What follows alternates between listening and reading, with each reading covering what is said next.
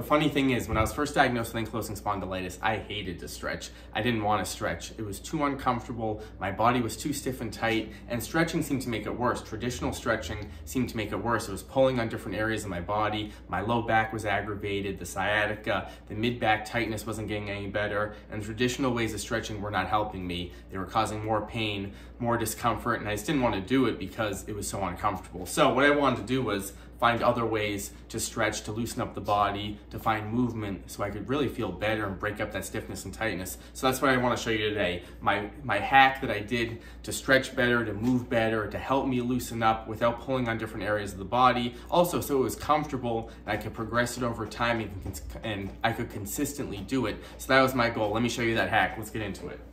3 stretches today I want to go over. So hopefully you can take some of these, add this into your routine, or you can just think about this overall concept that I want to show you. So the first stretch is going to be for the back of the leg.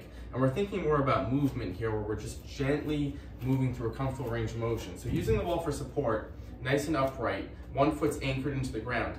I'm going to gently swing this leg. I'm going to show you kind of a hack that I started to use. So we're stretching out that whole leg, but especially the hamstring.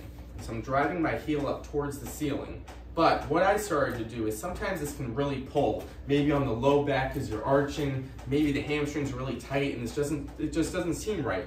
We want to start with the smallest range of motion, even before you're feeling a stretch really. So let me show you, nice and upright. I'm gently going to rock my leg forward. I'm going to get movement before I even feel a stretch. I'm going to start with a really small range of motion.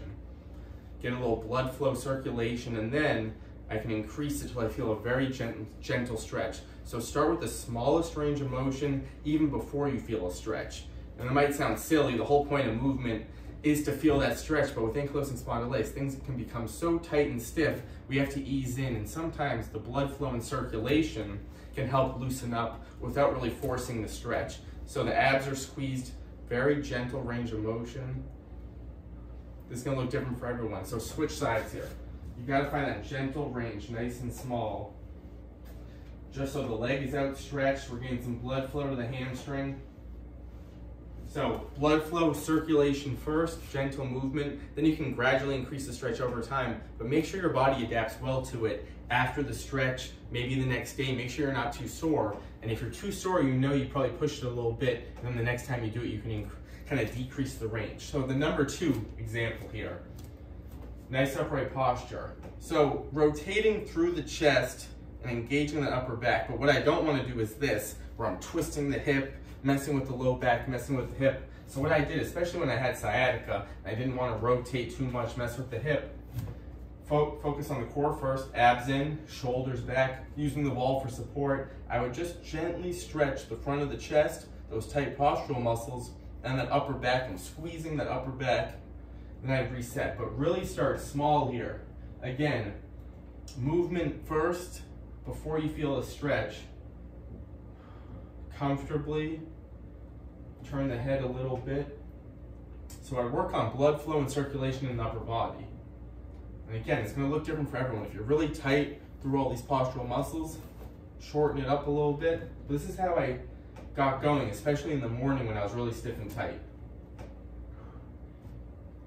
Just a little movement first, and then okay, maybe it feels good, you can open it up through the chest, but the hips stay straight. And again, what we don't want to do, especially at first, when our body is really tight and stiff, and we have more of a tendency to pull on some areas, we don't want to get injured stretching. And I've seen this a lot with some of my clients. They've been stretched too much, they've gone to a trainer or a physical therapist, and they've started, without, the trainer hasn't really told them to really start slowly, be careful, and they were just doing stretches like they were told, and they got injured because they're just overdoing it. So always start small, so we're feeling it in the right muscles. So this is example number 2, upper body.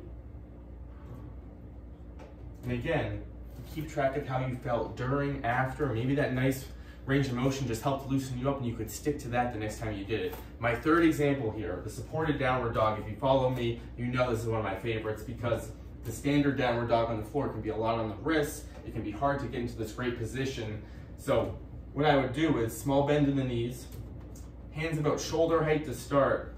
I'm going to sink my hips back and my chest is going to come down. So my arms stay straight, gentle stretch, in the back of the legs and the mid-upper back. So first I'm going to show you what we don't want to do. We don't want to start by going full range and arching that low back, which is too much on the body. So again, we start really small. Small bend in the knees, slowly sink back so we get a gentle feeling in the back of these legs and the hamstrings. Also, we're getting the arms safely overhead so we can work on that full range of motion. So I would just start nice and small, and then I would reset. Maybe start with the hands a little higher if it's really tight. First, a little motion, even if it's the smallest motion, focused.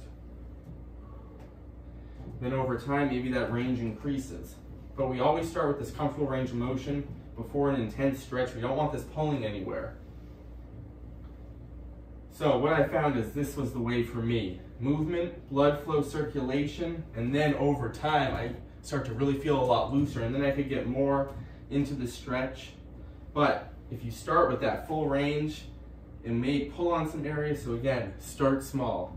Find the best range for you, and then you can slowly work it up over time. So those are 3 examples right there. I want to hear from you guys. Let me know what you think of this movement, mobility, really stretching before you feel that intense stretch, really gently, taking your time with it, and over time you can keep increasing it. Let me know what you thought. There we go.